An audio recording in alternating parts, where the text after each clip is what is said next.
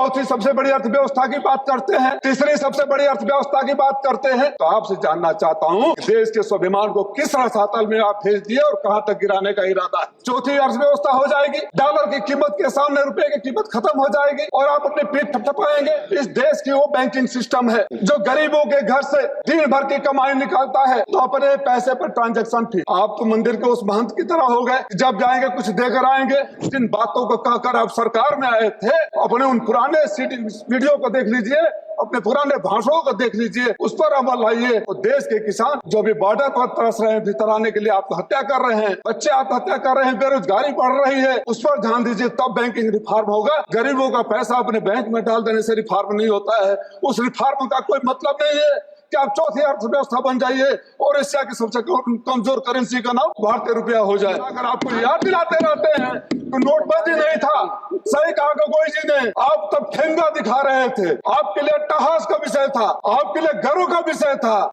अगर प्रधानमंत्री जी कहे होते कि पैसे तो बैंकों से ले लिए लेकिन मैं विदेश जाने नहीं दिया, तब हम सब ताली बजाए होते।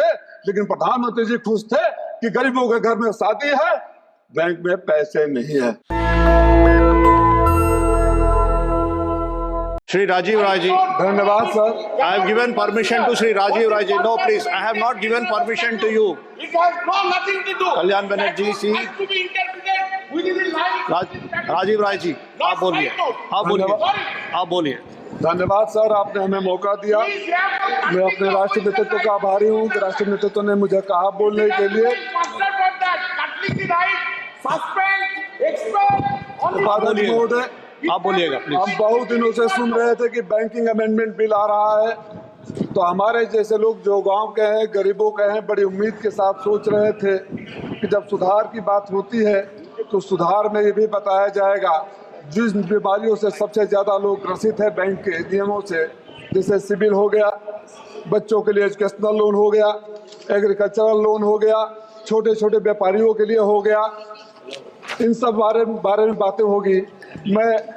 मैं ये नहीं कहने इंदिरा जी की तरह, इंदिरा जी और अटल बिहारी वाजपेयी जी का नाम नहीं लूंगा, मैं जानता हूँ निकाल दिया जाएगा, लेकिन जरूर उम्मीद कर रहा था कि 2000 रुपये के नोट में जो चिप थे बता दिया जाएगा कि कहाँ गए और चिप 2000 रुपये के नोट क्यों गायब हो गए।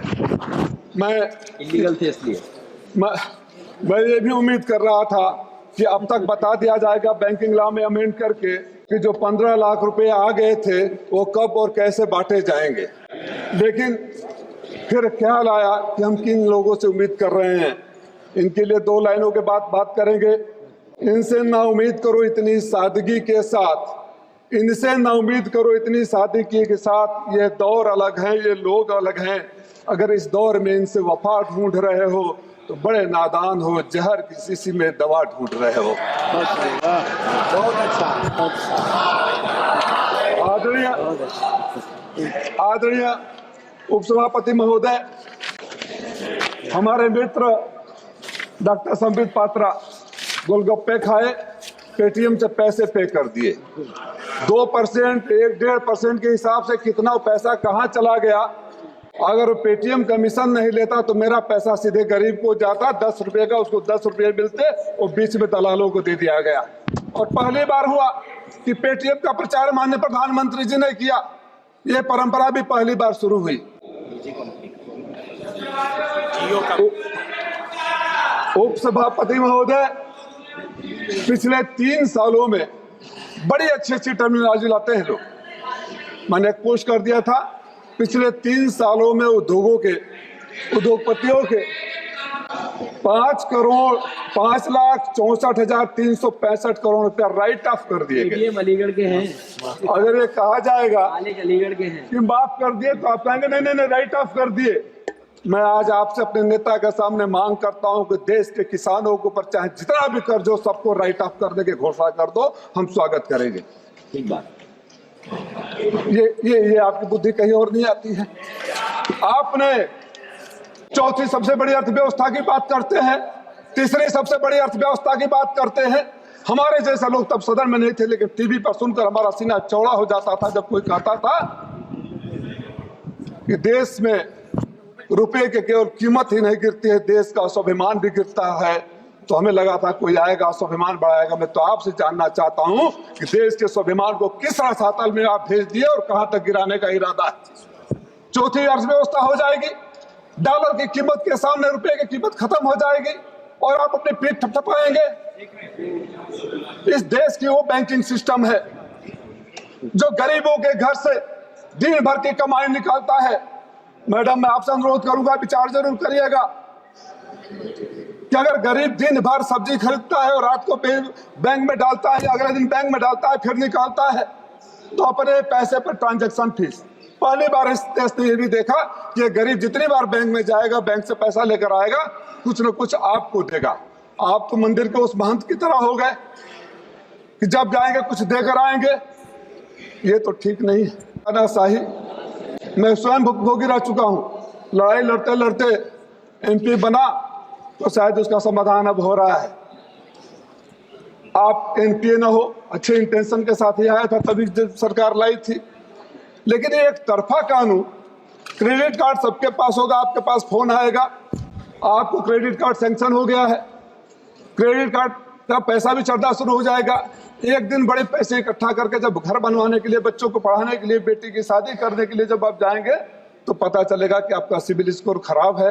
तब आप ढूंढने लगेंगे तो पता चलेगा कि उस टाइम पर एक क्रेडिट कार्ड मिला था जिसको आपकी जानकारी भी नहीं है। बैंक एक तरफा इंफॉर्मेशन लेते हैं, गरीबों का सिविल खराब कर देते हैं, मध्यम वर्गीय लोगों का सिविल खराब कर देते हैं, और जब उसको अपनी जरूरत पड़ती है, कोई तो सिस्टम ऐसा होना चाहिए ना कि जब दोनों तरफ की बातें सुने, बैंक के पास अगर इंफॉर्मेशन जाता है कि ये आपने पेमेंट नहीं किया या यहाँ डिफॉल्टर है, तो बैंक एक बार पूछता है, चाहे सिविल से एक मेल आता, you have received this information from the bank, kindly clarify if you are a defaulter और यू पेड दैट अमाउंट, उसके बाद करना चाहिए। सिविल को सुधारने की जरूरत है। मैं तो समय पता नहीं कितना है, 2005 में एक बैंक से लोन लिया था घर बनाने के लिए, 15 साल तक लगातार बिना एक सिंगल डिफॉल्ट के पे कर दिया। जब 15 साल के बाद में बैंक में जाता हूं कि मेरा एनओसी दे दो, तो कहा जाता है कि बीच में बैंक का रेट बढ़ गया था, इसलिए आपके ऊपर 19 लाख रुपया और है। उसी अकाउंट में मेरे पैसे, वहीं मेरे सारे अकाउंट स्कूल कॉलेज हो के, न कहीं एक कम्युनिकेशन मेरे पास आया, न कोई मेल आया। ऑटो डेबिट कर सकते थे, हमको रिमाइंड करा सकते थे, और मैं आपको भी मंत्री जी लिखा, और दुख के साथ कहूंगा कि आपने उस पत्र का जवाब भी नहीं दिया, समाधान तो दूर की बात है। शेम। मैंने आपको लिखा था, और कहेंगे तो लेटर का डेट भी मैं आपके सामने चमक रख दूंगा। मैं 3-4 बातों की तरफ और ध्यान देना चाहूंगा संशोधन करने रिकमेंडेशन के लिए। एजुकेशनल लोन, आज के जो बच्चों की पढ़ाई पर खर्च आ रहा है, उसके ध्यान में रखते हुए 20 लाख रुपए तक का लोन ब्याज मुक्त करने की घोषणा सरकार को करनी चाहिए, अगर सरकार सही में उस दिशा में है। डिजिटल करेंसी की बातें होती है, अब तो घर में बैठे बैठे बैंक में पैसा रखने में भी डर लगता है। एक फोन आएगा, फोन की बातें कर रहे थे जब हम और आप सब पैदा नहीं हुए थे, जो व्यक्ति यहाँ नहीं है, और डिजिटल अरेस्ट, पैसा चला जाता है। ये आप ही के टेक्नोलॉजी की देन है ना। नंबर 1 फ्रॉड यूपी में हो रहा है। सबसे ज्यादा फ्रॉड हमारे यूपी में है। लाखों में नॉमिनी का नाम बढ़ा दिया। क्या बताने का कष्ट करेंगे इस सदन को कि अगर मेरे लाकर में करोड़ों रुपया है और चोरी हो गए या गायब हो गए, तो बैंक की लायबिलिटी कितने की बनती है? जहां तक मेरी जानकारी है, बैंक की कोई लायबिलिटी नहीं है। 1 लाख रुपया तक यूपी में 37 लाख से एक साथ चोरी हो गए थे। कानपुर में लॉकर चोरी, गाजियाबाद में लॉकर चोरी हुई। कानपुर में हुए, गाजियाबाद में हुए, आंध्रा में हुए, कुर्ग में हुए। कितना आप निकालेंगे तो आपके पास लिस्ट आ जाएगा। लाकर में आदमी मेहनत का पैसा ले जाकर रखता है, आप फीस लेते हैं, लेकिन पैसा गायब हो गया तो कोई जिम्मेदारी नहीं। साइबर फ्रॉड के ऊपर आप कानून बनाते हैं, व्याख्यान देते हैं, लेक्चर देते हैं, मैसेजिंग होती है, लेकिन हर रोज लोगों का पैसा लूटा जाता है। मैं गरीब व्यापारियों के लिए जो कर्ज दिए जाते हैं उनको मैं 20 लाख रुपया, शिक्षा लोन पर मैं 20 लाख रुपया, और किसानों का फिर मैं मांग करूंगा। अगर बैंकिंग रिफॉर्म करना है तो जो आपके मित्र चले गए हैं बाहर, जो इस देश के तथाकथित उद्योगपति चले गए हैं, जिन बातों को कहकर आप सरकार में आए थे, अपने उन पुराने वीडियो को देख लीजिए, अपने पुराने भाषणों को देख लीजिए, उस पर अमल लाइए। वो देश के किसान जो भी बॉर्डर पर तरस रहे हैं, भीतर आने के लिए आत्महत्या कर रहे हैं, बच्चे आत्महत्या कर रहे हैं, बेरोजगारी बढ़ रही है, उस पर ध्यान दीजिए, तब बैंकिंग रिफॉर्म होगा। गरीबों का पैसा अपने बैंक में डाल देने से रिफॉर्म नहीं होता है। उस रिफॉर्म का कोई मतलब नहीं है कि आप चौथी अर्थव्यवस्था बन जाइए और एशिया की सबसे कमजोर करेंसी का नाम भारतीय रुपया हो जाए। इन सब तो जा रहे हैं, नहीं कोई बात नहीं, इनको बोला है। खत्म करो। एक खजांची का जन्मदिन होता है। बोले खजांची बैंक में जो पैदा हुआ उसका जन्म। और हमारे लिए आपकी नोटबंदी, हमारे लिए उस देश के लिए उस नोटबंदी, जो नोट अपने पैसे के लिए बैंक के लाइन में जो माँ लगी थी, हम माँ लगी थी, और जब बच्चा पैदा हो गया, उस खजांची का जन्मदिन हमारे राष्ट्राध्यक्ष मनाकर आपको याद दिलाते रहते हैं तो नोटबंदी नहीं था। सही कहा गोगोई जी ने, आप तब ठेंगा दिखा रहे थे, आपके लिए अट्टहास का विषय था, आपके लिए गर्व का विषय था।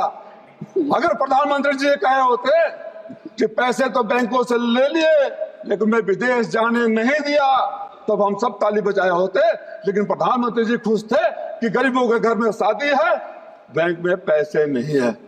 तो उन सब पुरानी बातों को सीखते हुए संशोधन की जो बात करते हैं, तो कॉस्मेटिक चेंजेस नहीं होने चाहिए, सही संशोधन होने चाहिए।